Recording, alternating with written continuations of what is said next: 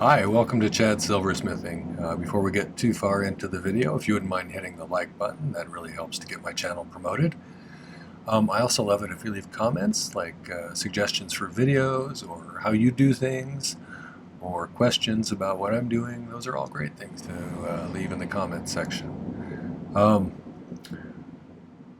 going to today show you how to do kind of a basic prong setting for an emerald cut stone. And before we get started, I need to thank some groups of people. I wanted to thank my patrons. I have a great group of patrons over on Patreon, and not only are they financially helping me out with their membership, they've created this really nice community over there, and I really want to thank them for that. So you guys rock.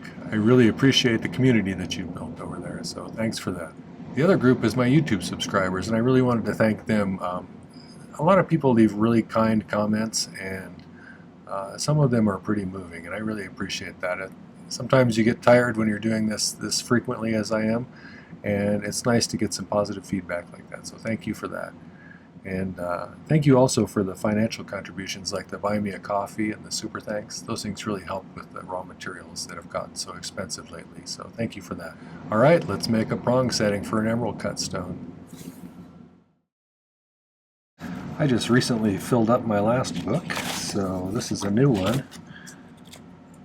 And I have found in recent times that if I draw something up, I end up getting a better result. Here's yesterday, or a couple of days ago, I did this wide bracelet. Today I'm going to do something that looks like this. It's just going to be kind of a simple ring with a prong setting on top, and I'll show you a prototype I made. It's kind of like this. This one's got an actual emerald in it. But I'm going to do that. I'm unsure what this is. This was given to me, and it's very orangey yellow. It doesn't have much in the way of internal stuff in it, so I'm thinking it's probably synthetic something. Although it could be a really nice, I think, what are the orange garnets? Spessartites? Is that what they are? I don't remember off the top of my head. I suppose it could be one of those. Either way, it's kind of pretty, and we'll use it for this one. So this particular one is a 6x8. I think this one was a 5x7, so it'll be slightly bigger than that.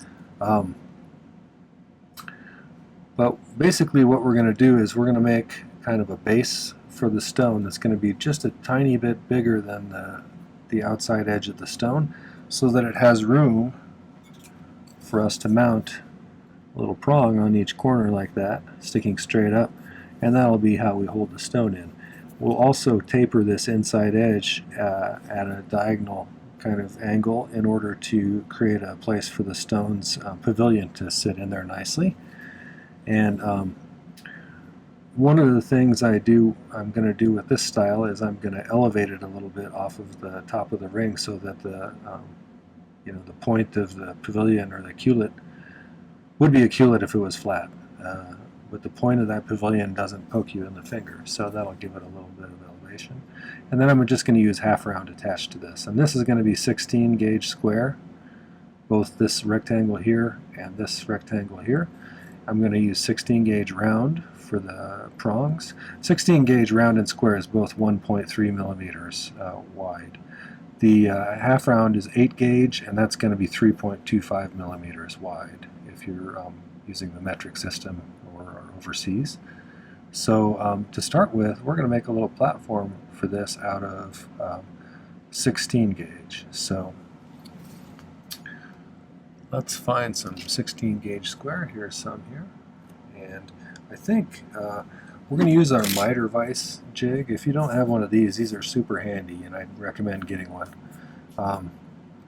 They allow you to make a nice 45-degree corner if you want to do miters, and it also has a nice 90-degree thing if you want to get a nice flat edge. Those are handy. The nicer ones have a 60-30 one too, and I should have saved up my pennies and gotten one of those, but I did not. I was eager to get one of these. Okay, so I'm just going to snip off a little of this end here. And we're just going to feed it through this section right here.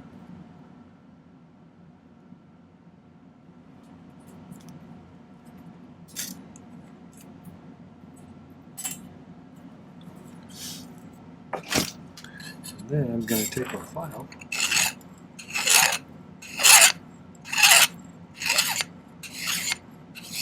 just flush.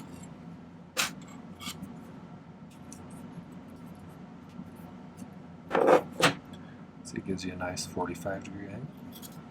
So I need to figure out how to make this so it just sticks out a little tiny bit.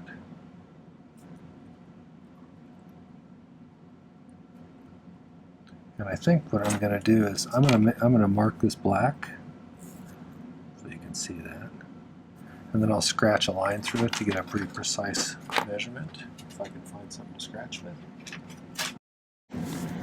So I just want the tip of this to stick out just a little bit that way. So I'm thinking right about there.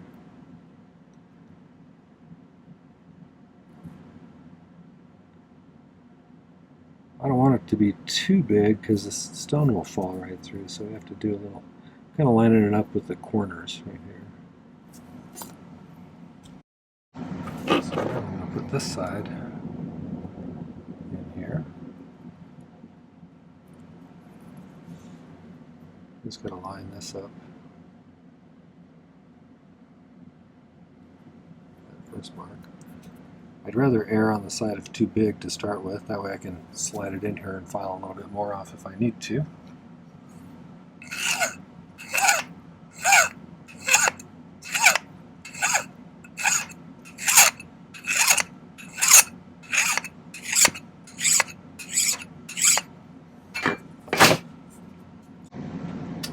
I think that's going to be about right. So I'm going to use that to measure my other one for the other side, and then we'll figure out the length on these side ones over here.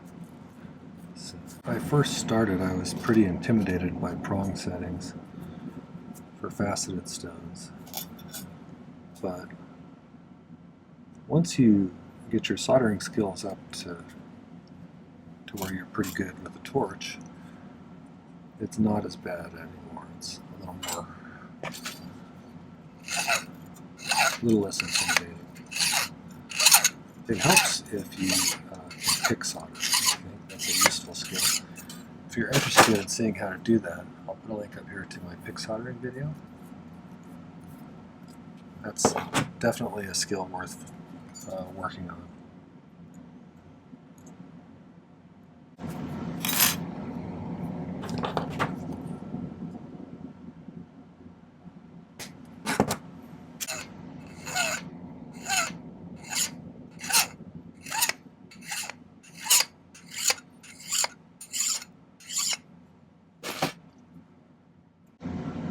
That's pretty close. I think that'll work. Alright, so now we got to figure out the side length.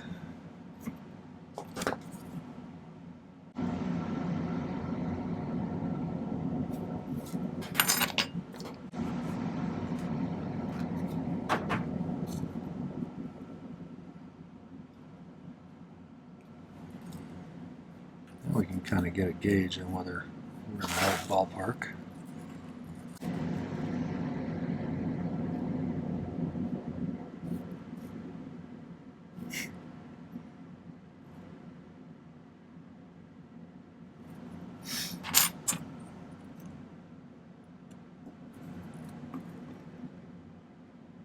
I think that's about right.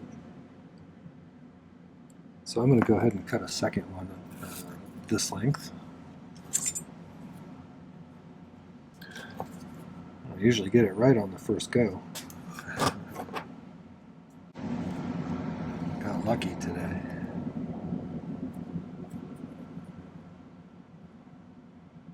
Or my measuring skills are better than usual. Someday I'd like to get some good magnifiers that make it so I can actually see what I'm doing here. I used to be able to see pretty good on really small stuff, but as I've gotten older it gets a little bit harder. Alright, I think that looks pretty good. Next step, let's solder these into a rectangle. Haven't been to my channel before. I use hard silver sheet solder. use a liquid flux that I typically drizzle on with a dropper anymore. Occasionally we'll spray it on with a spray bottle, but not for something like this probably anymore. Okay, I don't need very big pieces probably for these. Hard sheet solder melts at about 1450 degrees, and sterling silver melts at about 1650 degrees.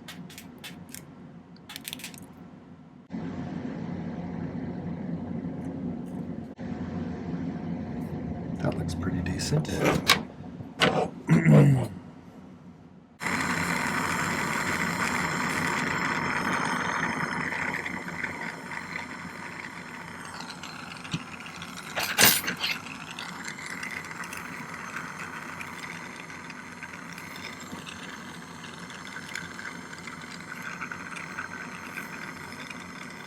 Oopsie.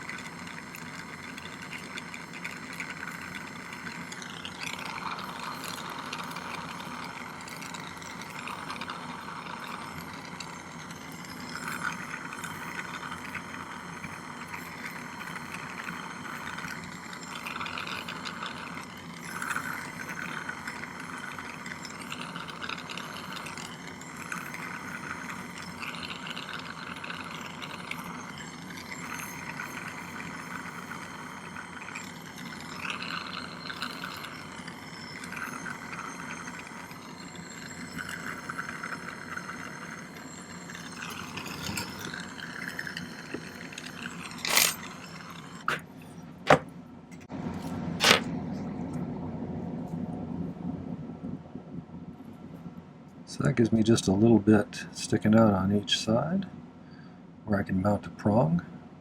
So I'll be mounting prongs on top of those.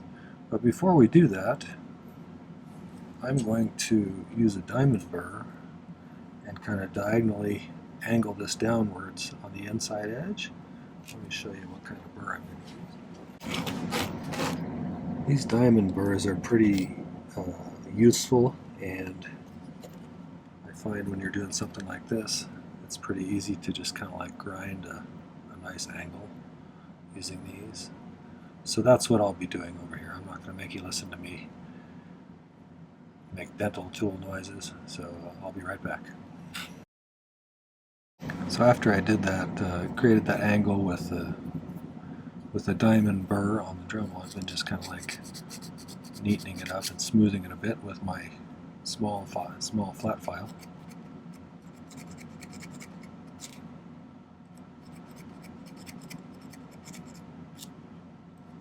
I've got this, and I'm going to come back and add the prongs on that later, but I need to make, I think I have a piece cut. I need to make a little rectangular box that's going to go underneath that. So I'm going to go ahead, probably use that length, or maybe take a little bit off because it's a little tiny bit long.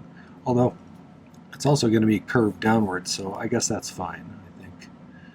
So I'll make another one of these, and then two short ones we'll solder together. And then when we come back, I think I'll add the band to this one.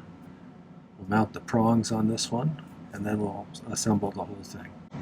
Alright, so I'm going to make this rectangle next, so I'll be right back. I'm not going to make you watch me do the same thing I did with this on this, because it's going to be basically the same process, it's just a slightly different one. So for the sake of timeliness in the video, I'm just going to do this one off camera, then we'll come back and we'll do some other stuff. Got those cut to the length I'd like. Let's go ahead and solder those together.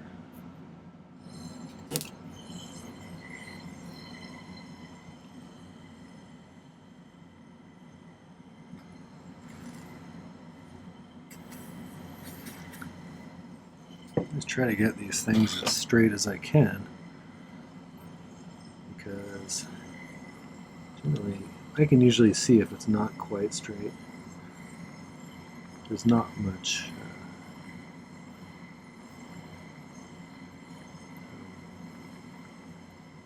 human eye can see pretty small variations.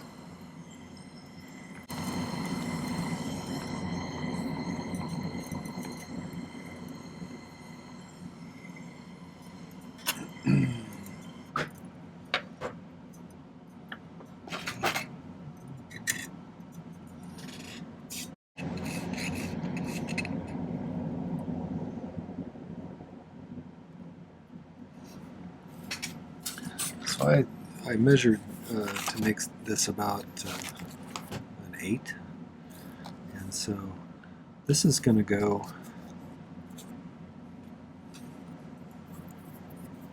basically from here to here, and the rest of this is going to be half round wire. So if this is how long it needs to be, and I just need this much more of that 8 gauge half round. So let's cut a piece about that one.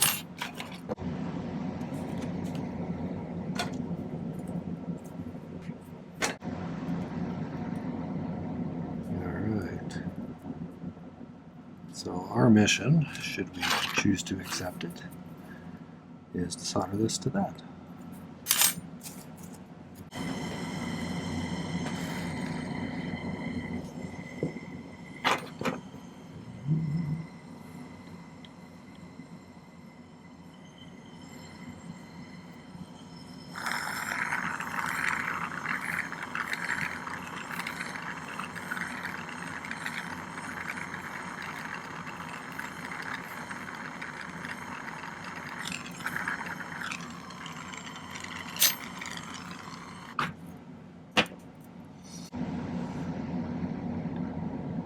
Okay, so let's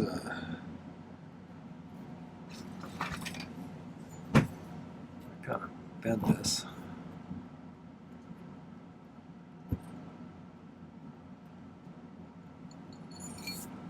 Doesn't have to be perfect, but we need to get these two ends coming together in a nice angle.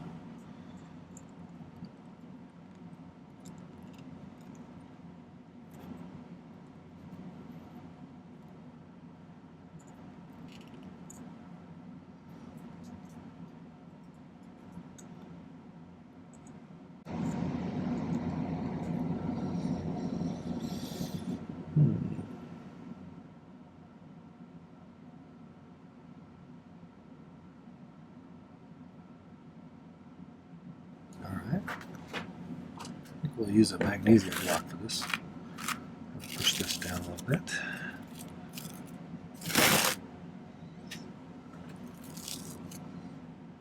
That way nothing will move too much. Then I'll just solder that other side on there.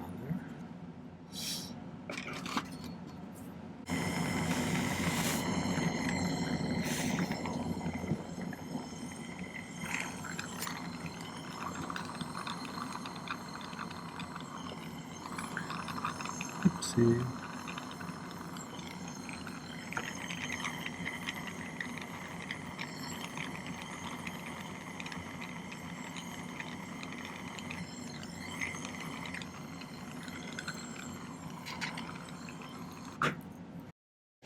Just going to kind of shape that a little bit.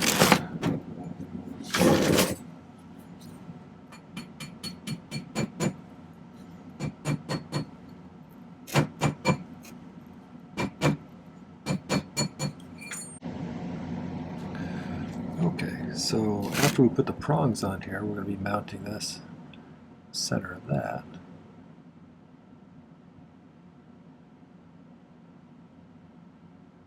Hopefully in the center of that. And then we'll saw out those inside pieces. So let's add the prongs onto this first though. And what I need to do,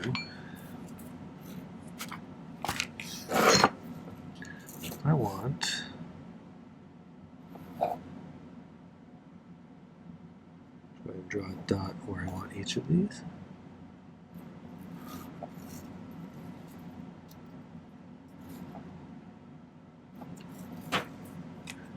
Hopefully you can see that.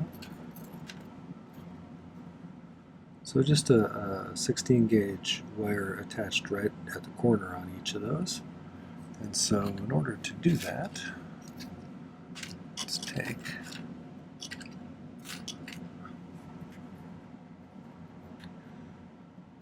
couple of pieces of this stuff. What I'm going to do is I'm going to solder two of them together in an X like this, so they stick out a little bit, and then we'll make a kind of a basket that sits right on there, and we'll solder it on there. So, okay, let me find the center of these.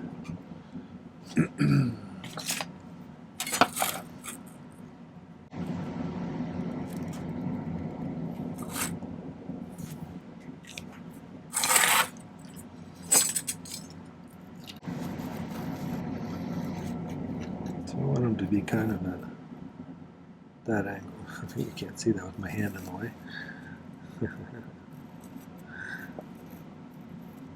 Like that. So not too far off of an X, like a letter X maybe.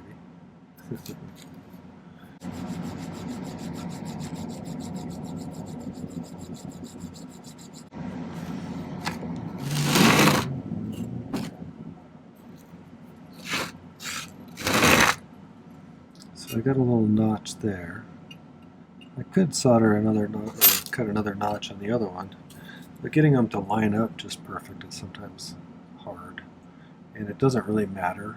So I'm going to position this so that sits straight upways. Upways. I'm losing the ability to speak now. Okay. So I tapered this one a little, like I bowed it slightly.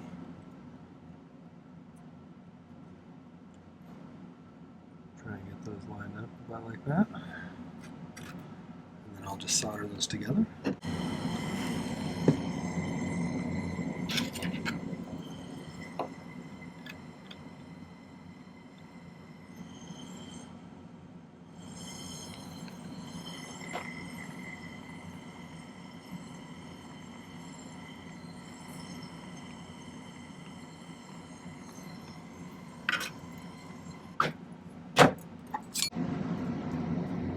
That's close. Okay, so I'm going to be bending these down into sort of a cage shape.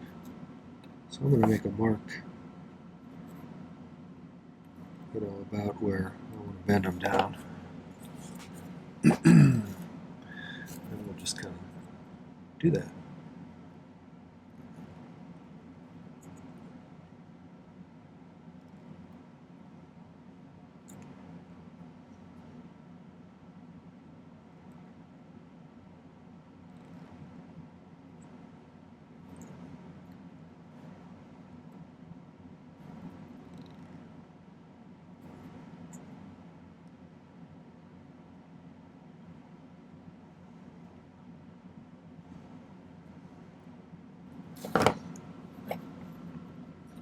I'm going to eyeball these just to see if I'm close. I'm pretty close. And then I'm going to cut them off to be about the same length.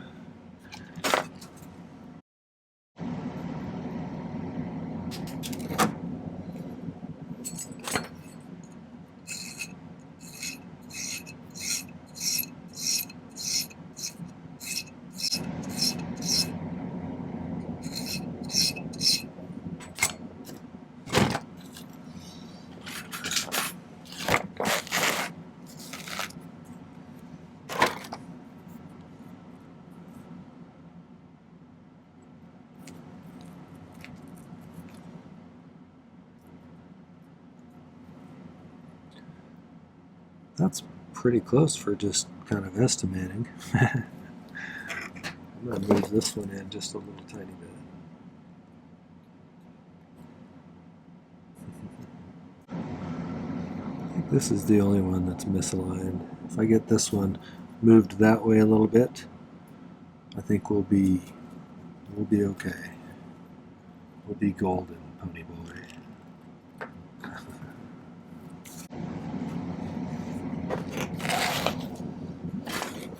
Could, if you wanted to, sweat some solder onto the bottom of those and then just set it on top and then heat the whole thing till it flows again. That's an option as well. I just find it a little harder to get the prongs positioned if there's a lump of solder on the bottom of that. I suppose you could put some on Can I even flux that? No. Dum.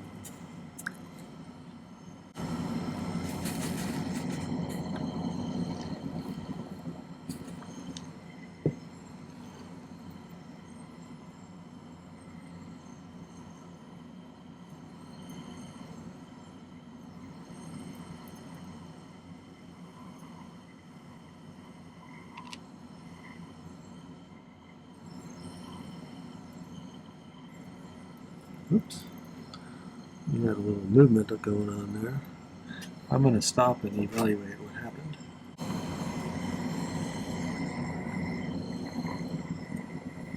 So really the problem with this one is getting the bottom piece hot enough. The top piece being exposed up to the flame pretty high will be easy to get there. You can see it shifted on the one side there a little bit. So I'm trying to focus mostly on that bottom piece.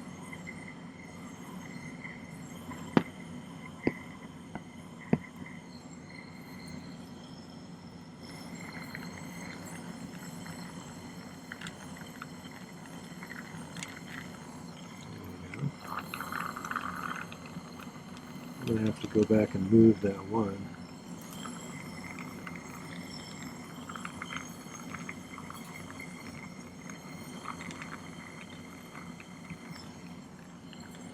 I can get 3 of them now.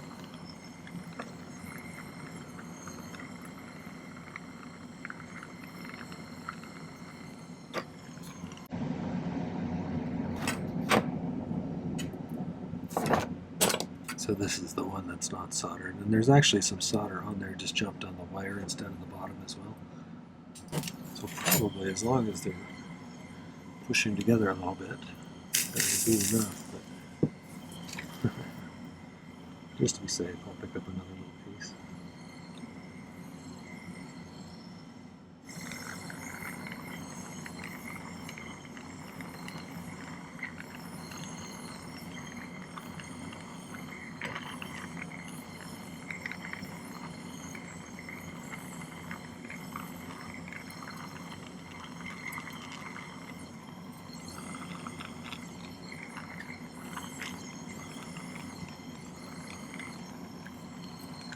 Take a look at it now.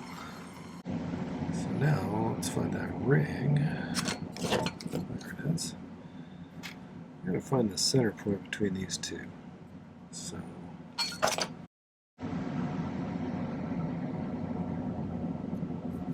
hold that right there.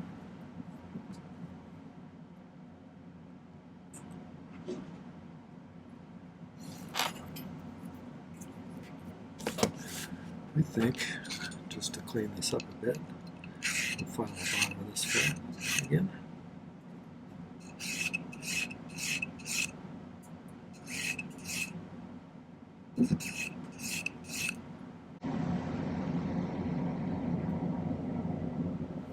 So I'm going to try and get it kind of soldered like that. So I think I'm going to use a magnesia block for this as well. Maybe an older one.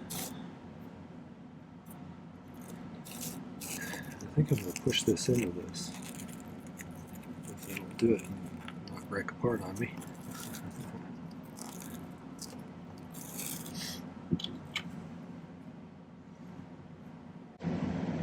So you want to make sure it's centered and straight and everything. And I think I'm getting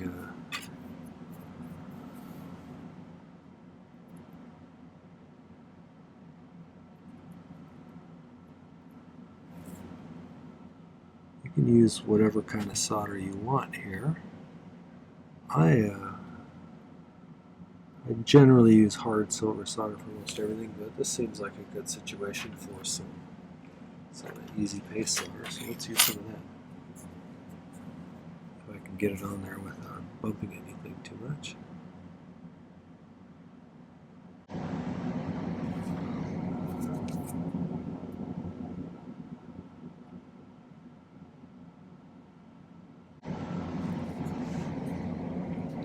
We're going to have to move things back into position a little bit.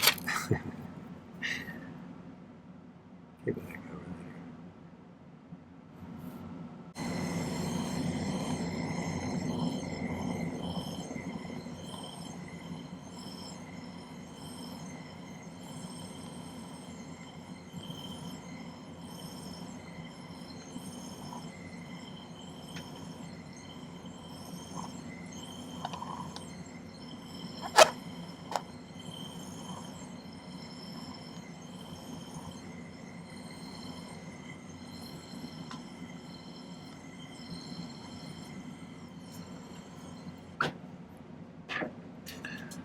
think they flowed. Let's cool it off and see if we can yank it off of there. So I am gonna toss that in the pickle, and then when we come back, cut these off, saw out the inside crossbars there, and then we'll polish it and set the stone.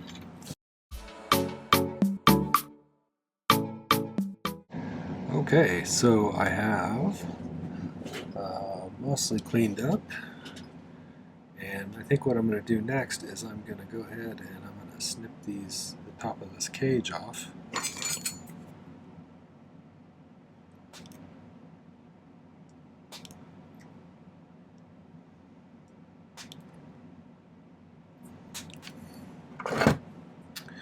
And then we're going to go over and use the saw to saw through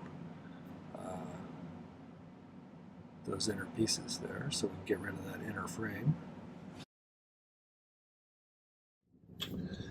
Alright, I think this is a number 2 on here, this blade. But I'm going to go ahead and cut off the inside, like right there. So we'll do that over here.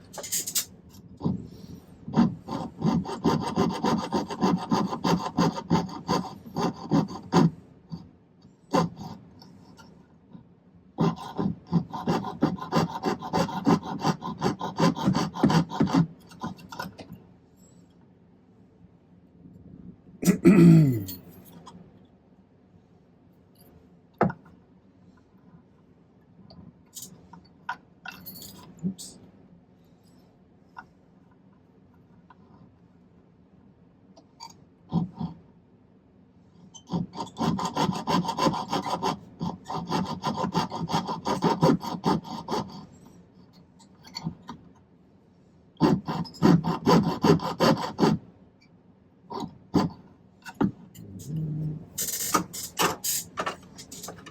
Okay, so now we got a hollow space in there. I can clean that up with a file.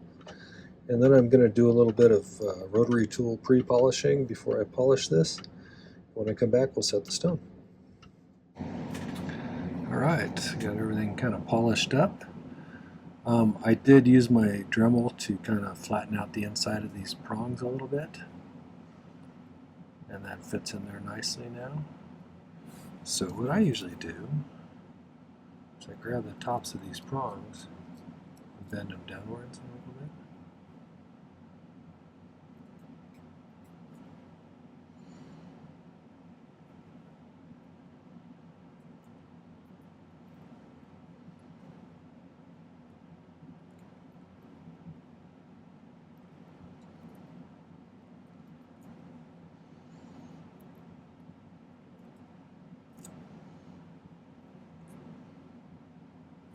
Once it's not moving anywhere,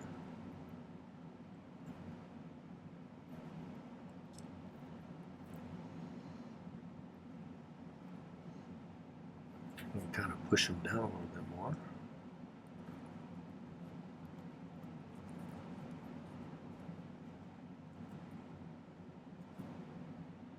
Just like that. And then so the facets between the top of the stone, which is the table facet, and the girdle of the stone, which is the widest point, are called the girdle facets. And I normally cut these flat about midway up those, like that.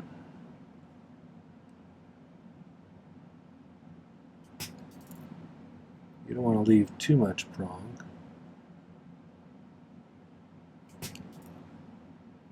What would people say?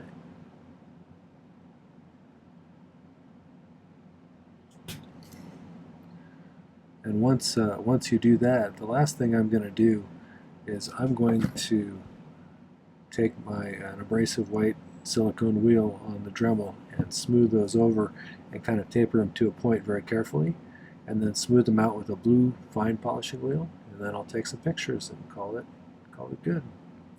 So check them out at the end. All right, well, that was A basic prong setting for an emerald cut stone. If you enjoyed that content, make sure to hit the like button before you leave. Take a moment too and visit my channel page. I have over 350 videos now. I've been doing this 3 videos per week for 2.5-ish years, maybe a little bit more now. So there's lots of content. I think there's almost certainly something else you'll find interesting. So watch a video or two, and I'd love it if you'd subscribe to my channel. We're growing, and I'm enjoying the interactions I'm having with all of you, so I'd love to see you as a subscriber. The other thing is, make sure to hit the video description down below. There's some important links there, including the one to buy my ebook, or if you want to get one of those idea notebooks, those are super handy. There's links to my merch store there as well. So take a moment and check those out, and then come back and watch another video. So thanks for coming. Take care. Happy silversmithing.